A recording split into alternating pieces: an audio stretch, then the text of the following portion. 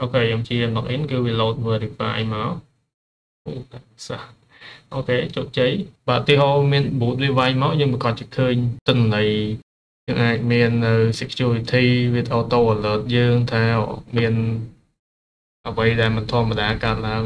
សួស្តីអ្នកនរនេះស្វាគមន៍មកកាន់វីដេអូខ្ញុំម្ដងទៀតអញ្ចឹងកាលពីវីដេអូមុនខ្ញុំបាននិយាយពី product មួយដែលមកពីក្រុមហ៊ុន G-Test ដែលវាជួយការពារ website យើងពីការវាយប្រហារដោយ boot អញ្ចឹងនៅវីដេអូនេះខ្ញុំនឹងធ្វើការបំពាក់នៅ captcha មកពីក្រុមហ៊ុន G-Test ហ្នឹងនៅលើ website របស់យើងនៅលើ project ដែលខ្ញុំបានចែករំលែកមុនហ្នឹងដូចជា NAP ហើយនិង Next.js ហ្នឹងតែយើងយកបច្ចេកវិទ្យា captcha របស់ G-Test ហ្នឹងយកមកបំពាក់វាដល់វាមិនហើយវាអាចការពារ website យើងក្នុងវិធីហ្នឹងអញ្ចឹងតាមដានខ្ញុំទាំងអស់គ្នា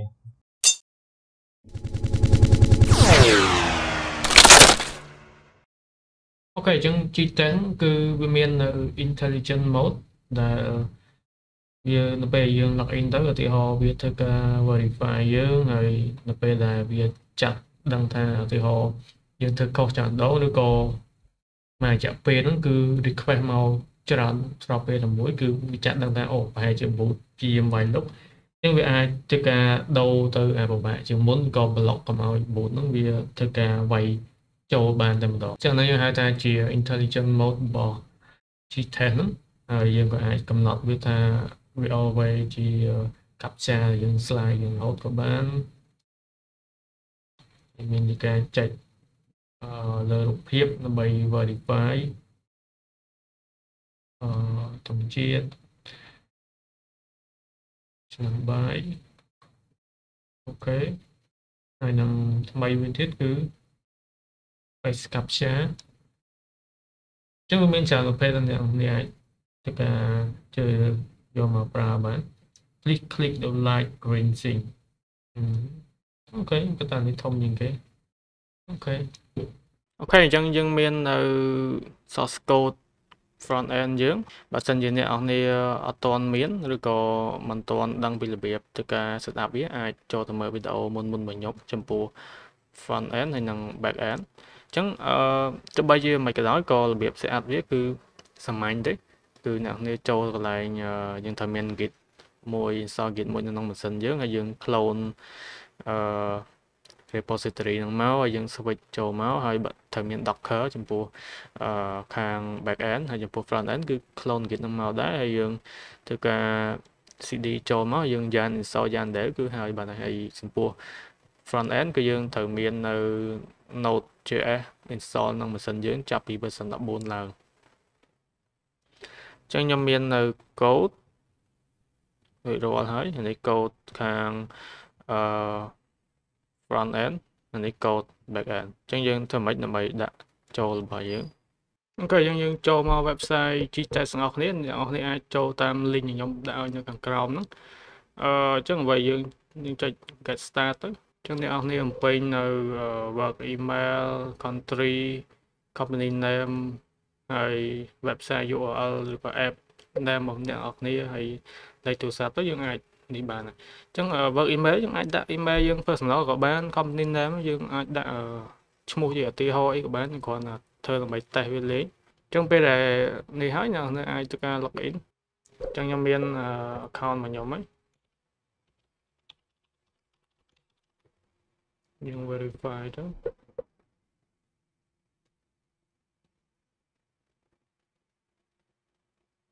អូខេចឹងយក captcha របស់យើងដោយសារយើងប្រើ captcha ដើម្បីដាក់ទៅលើ website យើងចឹងខ្ញុំបានបង្កើតអាចាស់របស់ខ្ញុំពីមុនមកអញ្ចឹងអ្នកនរគ្នាចូលទៅដំបូងប្រកាសជាឃើញតែ load អញ្ចឹងអាចយកឡើង new captcha វាមានប្រកាសជាឲ្យវាយអញ្ចឹង label យើងដាក់លើ website យើង website ឈ្មោះអីឧទាហរណ៍ tfd2 អញ្ចឹងទៅ website URL យើងដោយសារយើងគ្រាន់តែ test យើងអាចដាក់ local host ទៅបាទយើងដាក់ local host ទៅហើយយើងប្រើដើម្បីអីគឺករណីយើងគឺយើងប្រើដើម្បី sign in sign up ឬក៏យើង forget password ដាក់ដើម្បីទប់ bot ឡើងហ្នឹងអញ្ចឹងដាក់ OK មកអូខេអញ្ចឹងអ្វីដែលត្រូវយកនេះ ID ហើយនិង key នេះ cái dương copy máu cho lại máu dương copy về tốt hay dương nó cứ đăng đặt luôn nhưng bán cái dương cầm oi nhạ sen đắng cứ dương cho 100% cứ đăng là dương ba này xa nó vì chỉ sensitive information chẳng đi việc bà hàng đó thì dương copy tới bạn về chẳng lẽ này vô bên đây tới có thể em cả đấy năng ở trên dương copy tốt hay về nó không cả sẽ có program nhưng đã về nó không environment variable xây cái chẳng chấp đăng từ 4 dương run project và dương sinh máu cứ niêm runនៅ front end របស់ខ្ញុំយ៉ាងដែលហើយចំពោះ back end របស់ខ្ញុំគឺបើយើងអត់ទាន់ run ទេយើងវាយ docker compose fd មកចឹងនេះខ្ញុំបាន run រួចហើយខ្ញុំវាយវាគាត់ restart ឡើងវិញបាទអូខេចឹងយើង run front end បានជោគជ័យអូខេចឹងយើងចូលមើលពីរបៀបក្នុងការបំពាក់នៅ Gtest នៅក្នុង website យើងបងប្អូនចឹងចូលមកកន្លែង document របស់គេហើយមកកន្លែង getting start និង integration គឺយើងឃើញគេគូនៅ chart មួយដែលបញ្ជាក់ពីរបៀប integrate របស់គេសាមញ្ញចឹងដំបូងគេឲ្យយើងបង្កើត account ហើយនឹង sign in យើងមានហើយបន្ទាប់មកគឺយើងបង្កើតនៅ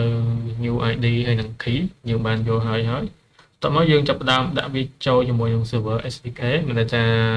ដាក់ចូលក្នុងខាង back end យើងបន្ទាប់មក integrate មួយ front end ខាង client គឺខាងបច្ចេក Node.js យើងហើយបន្ទាប់មកគឺយើង check fallback mode ហើយ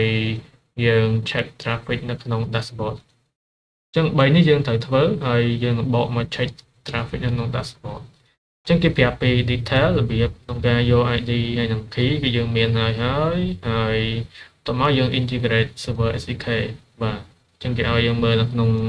server SDK integration យើងចង់ប្រើមួយណាហើយវាមាន API 1 API 2អូខេឥឡូវយើងចាប់ផ្ដើម integrate មួយ Next.js យើងទាំងអស់គ្នាចឹងយើងចូលទៅ developer doc server ហើយនឹង node ចឹងគេឲ្យយើង clone git របស់គេហ្នឹងមកក៏យើងទៅការ clone git របស់គេហ្នឹងចឹងខ្ញុំ clone រួចហើយអូខេចឹងយើងឃើញ code របស់គេហ្នឹងឯងចឹង code នេះគឺជា code ដែល Gtest គេធ្វើឡើងនៅក្នុងគេហៅថា bypass mode ចឹង bypass mode ហ្នឹងជាអីគេយើងមើលកន្លែង emergency plan បាទចឹង bypass mode មានន័យថា client ធ្វើការ request ទៅកាន់ server របស់ Gtest រហូតដើម្បីឲ្យដឹងថាឧទាហរណ៍ដោយសារ bypass mode នោះគឺនៅពេលដែល client ជា web browser ជាអីត្រូវការ verify អញ្ចឹងវាត្រូវការទារ captcha ID challenge OSPF មួយពី server ដើម្បីបោះយកមកឲ្យហើយអញ្ចឹងមានថា server ត្រូវដំណើរការរហូតចុះប៉ះថ្ងៃណាមួយឧទាហរណ៍ server វា down គេវាយ server Gtest ហ្នឹងអាឡុំអីចឹងទៅវាធ្វើឲ្យ client ហ្នឹងវាពិបាកធ្វើការដោយសារវាអត់បានមានអីនិយាយមួយ server អញ្ចឹងគឺ emergency mode មានន័យថាកាលណា server វាអត់ដើរ server កាន់ Gtest អត់ដើរគឺយើងអាចធ្វើជា local បានអញ្ចឹងមានន័យថា client គឺត្រូវធ្វើការ request ទៅកាន់ Gtest server ហ្នឹងរហូត10 វិនាទីម្ដងអីចឹងទៅហើយបើសិនជា server វានៅតែអូខេយើងធ្វើការ forward ទៅមកមួយខាង client យើងតែបើ server វា down គឺយើងធ្វើការ register ជាមួយ client ជាលក្ខណៈ local ដោយសារ client នេះត្រូវ register មក web server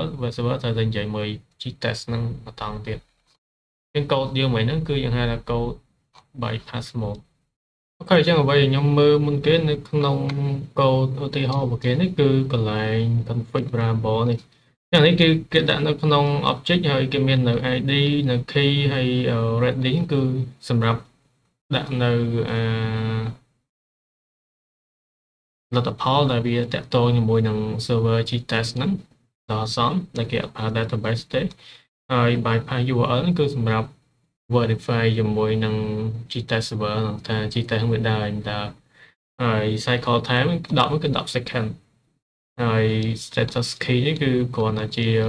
key ដើម្បីទុកនៅក្នុង ready ដើម្បីទុកសម្គាល់ថាkey គឺប្រើសម្រាប់តំណាងឲ្យ success មិន success នៅពេលដែលយើង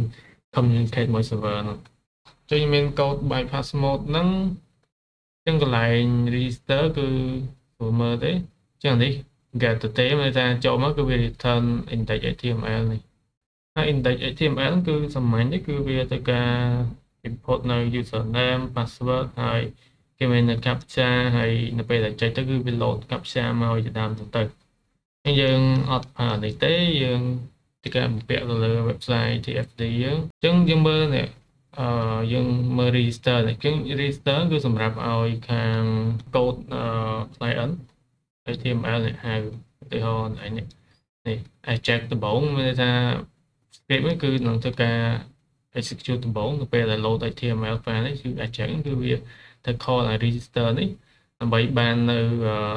តែវា return data នេះ data គឺមាននៅ challenge មួយhọc cha អីជាដើមហ្នឹងហើយវានឹងទៅការ initialize ជី test នេះដើម្បីអាចឲ្យយើងទៅការ swipe ចុះឡើងបានពីកូដនេះយើងអត់ទៅការកែទៅណាទេគឺយើងរក្សាតម្រងដើមគ្រាន់តែយើងទៅការ migrate យកវាយកទៅដាក់នៅក្នុងsource code Node.js របស់យើងកូដកន្លែងណាដែលគេនិយាយពី bypass mode ហ្នឹងនេះ check bypass status អញ្ចឹងគេបង្កើតនៅ variable មួយដើម្បីទុកនៅស្ថានភាពវាហើយ value ណាគឺវាធ្វើការរហូតមានថានេះវា send request អញ្ចឹង send request នេះគឺវាទៅការនិយាយទៅកាន់ server របស់ Gtest ហ្នឹងហើយទៅការទាញយកនៅ captcha អីហ្នឹងយកមកហើយបើសិនជា Gtest server ហ្នឹងវា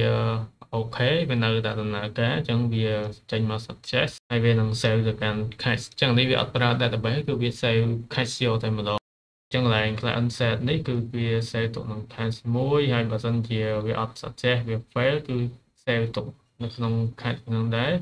ហើយវាឲ្យ sleep ចំនួន10 second កន្លែង function sleep នេះអញ្ចឹង sleep នេះគឺគេប្រើនៅ promise ដើម្បីកូនជាមួយនឹង1000ហើយ cycle time ខ្ញុំថាវាជា millisecond អូខេអញ្ចឹង sleep ចំនួន10 second អូខេអញ្ចឹងយើងចូលមកកាន់ project Node.js យើងអញ្ចឹងដំបូងគឺខ្ញុំធ្វើការបង្កើត module មួយគឺឈ្មោះថា Gtest ហើយខ្ញុំធ្វើការ copy នៅ SDK នេះចូលមកក្នុង Gtest នឹងទាំងអស់ SDK ហើយខ្ញុំបង្កើតនៅ file 3ទៀតគឺ controller module និង service ដោយសារនៅក្នុង Node.js គឺយើងផ្អែកទៅលើ3ហ្នឹងយើងមាន service module និង controller អូខេអញ្ចឹងយើងឃើញថា check bypass នេះគឺវាហៅ send request មកហើយ check bypass គឺវា send request នេះគេចំនួន10 វិនាទីម្ដងអញ្ចឹងនៅក្នុង Node.js យើងធ្វើមិនអញ្ចឹងខ្ញុំបង្កើត service មួយហើយកន្លែង check bypass នេះគឺខ្ញុំប្រើនៅ cron នេះវិញដែលវាជាវិធីមួយនៅក្នុង Node.js ដើម្បីទៅការហៅអីមួយមកប្រើក្នុងរយៈពេលចន្លោះដែលយើងកំណត់ឲ្យចឹងនេះ10នេះមានថាជាsecond ហើយផ្កាយនេះហើយផ្កាយនេះគឺវាជាលក្ខណៈមាន note ម៉ោងតទៅរហូតទៅអញ្ចឹងផ្កាយមានថាយើងអត់ប្រើគឺយើងប្រើតែ10នេះចាអញ្ចឹងមានន័យថា check bypass setting គឺទៅបានហៅទៅប្រើក្នុងរយៈពេល10វិនាទីម្ដងហើយដោយតែមិញហ្នឹងដែរទេគឺយើងធ្វើការដូរអីមួយចំនួនដូចជានេះយើងប្រើ config service វិញដោយសារកន្លែង Gtest config មិញគឺយើង migrate វាចូលមកក្នុងកន្លែង environment variable វិញ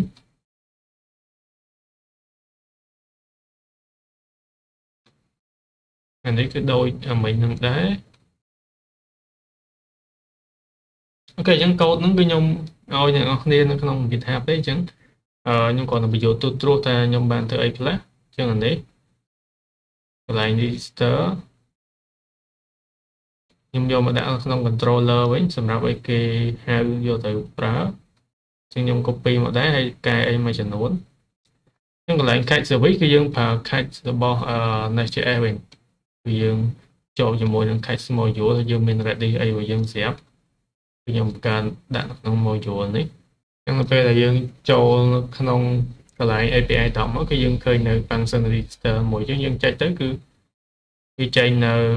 success មាននៅ challenge មាននៅអីមកសម្រាប់ធ្វើឲ្យយើងសម្រាប់ខាង front end ហៅយកទៅប្រើនៅ captcha ID មួយហ្នឹងនៅ ID នៃការធ្វើនៅ challenge មួយការអូសការស្វែងមួយគឺនៅថាទៅពេលដែលខាង front end ត្រូវការ validate គឺហៅអានឹងថ្មីយកទៅរហូតអញ្ចឹងអត់តែអីដែរគឺចេញថ្មីយកទៅរហូតអូខេអញ្ចឹងចំពោះ front end គឺយើងត្រូវសរសេរ code ថែមមួយចំនួនដែរ nhưng mà lại thì họ bật cái bên này gt.js này là việc các bạn hay tập ra nó không file HTML này là việc thực cái initialize chẳng tập 4 nó về là HTML load máu việc thực cái hai nơi script nó dùng phở chẳng eject tập 4 cái việc được phải can server lại register mình lại slash register mìnhต่อไปបានទុកជ័យហើយគឺបាននៅជីក test challenge ប្រហែលកាប់ចាយប្រហែលនោះមកគឺវាទៅហៅនេះ initializeជីក test នេះមកអញ្ចឹងអាហ្នឹងវាអាស្រ័យនៅនឹង file gt.js នេះអញ្ចឹងខ្ញុំត្រូវការ copy អាហ្នឹងមកខ្ញុំដាក់នៅក្នុង static និង js ភាសា static គឺវាជា folder ដែលវាត្រូវបានរុញទៅ public នៅពេលយើង run project នៅ js ហ្នឹងអូខេអញ្ចឹង load ដើម្បី load script គឺយើង load នៅកន្លែង index ដោយសារ index គឺកន្លែង login របស់យើងអញ្ចឹងខ្ញុំប្រើ style ចាស់របស់ខ្ញុំប្រើ head ហើយយើងត្រូវការ load វានៅក្នុង script ហើយ source តោះមកយើងមាន callback function មួយដើម្បីធ្វើការបញ្ជាក់ថាបើសិនជា script មួយ load ហើយគឺខ្ញុំមាននៅ variable មួយដើម្បីតំណាងថាវា load ហើយអញ្ចឹងទៅដើម្បីជួនកាលដោយសារនៅពេលដែល script វា load អត់ទាន់ចប់ហើយយើងត្រូវការចុច login ចុចអីទៅវាអាចធ្វើឲ្យ error អញ្ចឹងខ្ញុំត្រូវការបើក login ប៊ូតុងលុះត្រាតែ variable នេះវា true អញ្ចឹង callback នេះគឺវាត្រូវការហៅនេះមកត្រូវការធ្វើ code មួយជួរនេះលុះត្រាតែ script វា load ចប់តោះមកខ្ញុំមាននៅ initialize function មួយដែលខ្ញុំសរសេរ time នេះ initialize នេះគឺវាដោយអាមិញហ្នឹងដែរគ្រាន់តែនេះយើងប្រើនៅ access វិញនៅក្នុង Node.js អញ្ចឹងខ្ញុំហៅ server នេះរបស់ខ្ញុំហើយខ្ញុំហៅ register ឡើងនេះហើយដោយប្រគេមិញហ្នឹងដែរតមកនេះ script នេះដោយសារវា load ហើយគឺយើងអាចហៅ initialize បានអញ្ចឹង process ដូចគ្នាថាអ្វីដែលវាប្លែកគឺខ្ញុំតាំង web smartly ដោយសារខ្ញុំត្រូវការ variable មួយចំនួនដើម្បីតំណាងឲ្យពេលដែល verify វាជោគជ័យហើយនៅវាអីនៅខ្ញុំត្រូវការបង្កើតអញ្ចឹងដោយសារនៅក្នុងនេះយើងប្រើ នេះអត់បានខ្ញុំតាំង web smartly មួយហើយនៅពេលដែល initialize ជោគជ័យវាបោះនៅ captcha object ហ្នឹងមកអញ្ចឹងយើងអាចធ្វើអីទៅវាបានច្រើនណាស់ឧទាហរណ៍ initialize ជោគជ័យយើងអាចឲ្យវាបង្ហាញឲ្យគេធ្វើការ verify ហ្នឹងហើយទៅពេល verify ចប់យើងអាចបោះឲ្យ verify ស្មើ true នៅក្នុង variable របស់យើងអញ្ចឹងឡើយនេះ on success មានន័យថានៅពេលដែល verify ហើយជោគជ័យគេអូសទៅវាត្រូវអញ្ចឹង line get validate អ្នកនរនេះអាចធ្វើតបានអាស្រ័យលើ business logic របស់អ្នកនរនេះ depend on business logic ខ្ញុំគាត់ថា console log វាមកទេហើយខ្ញុំបង្កើតនៅ variable មួយដែលហៅថា verify នេះអញ្ចឹងដំបូងខ្ញុំឲ្យវា false អញ្ចឹងពេលដែល success មានថាគេធ្វើត្រូវហើយអញ្ចឹងឲ្យវា verify true ហើយខ្ញុំហៅ function login មកវិញហើយនៅពេលដែល verify ហើយនៅពេលដែលយើងធ្វើទៅវា error verify false អញ្ចឹងខ្ញុំមើលឡើង login ខ្ញុំកែគេខ្លះអញ្ចឹងឡើង login យើងទៅឆែកឲ្យ verify សិនបើសិនជា false យើងហៅ verify នេះយើងហៅ gtest.verify អញ្ចឹង gtest.verify គឺវាបង្ហាញថាផ្ទាំងឡើងមកដើម្បីឲ្យគេធ្វើការអូស swipe លេងហើយនៅពេលដែលអូសហើយគឺប្រកាសជាហៅអានេះហៅ on success នេះមកហើយអញ្ចឹងបោះអានេះ true ហៅម្ដងទៀតមានន័យថាវាលែងចូលលក្ខខណ្ឌនេះអីនេះវាទៅចូលលក្ខខណ្ឌ L វិញអញ្ចឹងយើងអាចធ្វើតទៅទៀតបានអញ្ចឹងហ្នឹងជា trick ជាល្បិចដែលខ្ញុំធ្វើដើម្បីឲ្យវា login បានហើយនៅពេលដែល login ចប់សពគ្រប់ហើយយើង reset ឲ្យ verify ទៅ for វិញហើយបើសិនជាគេ verify ឲ្យវាត្រូវមែនតែវាអាចខុស password ដែលគេវិញយើងឲ្យ verify នេះទៅ for វិញដែរហើយយើង reset form swipe នឹងចូលវិញដែរចឹងមានតែប៉ុណ្្នឹងហើយបន្ទាប់មក initialize គឺខ្ញុំហៅនៅកន្លែង mount នេះ mount គឺយើងដាក់ឲ្យហៅវាប្រើទៅពេលដែល page នឹងវា load ចេញមកដំបូងអូខេយើងបើកមកនៅផ្ទាំងរបស់យើងគឺយើងចុចទៅ login ហើយអូខេខ្ញុំជា login គឺវា load verify មកអូខេជោគជ័យ log out ម្ដងទៀត Wi-Fi tiếp khóc tiếp. Ok, theo khóc password Wi-Fi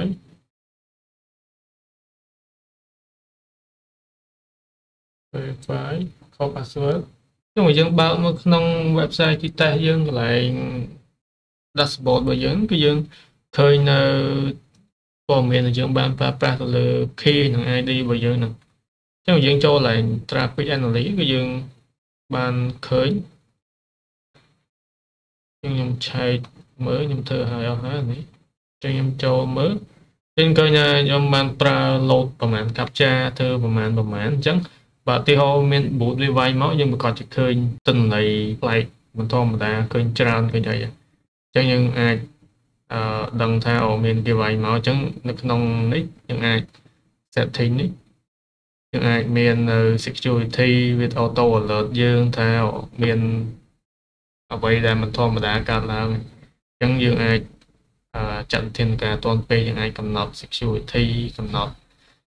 risk control ធ្វើដូរពណ៌ដូរ image ឲ្យត្រូវជាមួយនឹង website របស់យើងគឺអាចធ្វើបាននៅអស់នៅកន្លែង setting នេះព្រោះថាយើងត្រូវ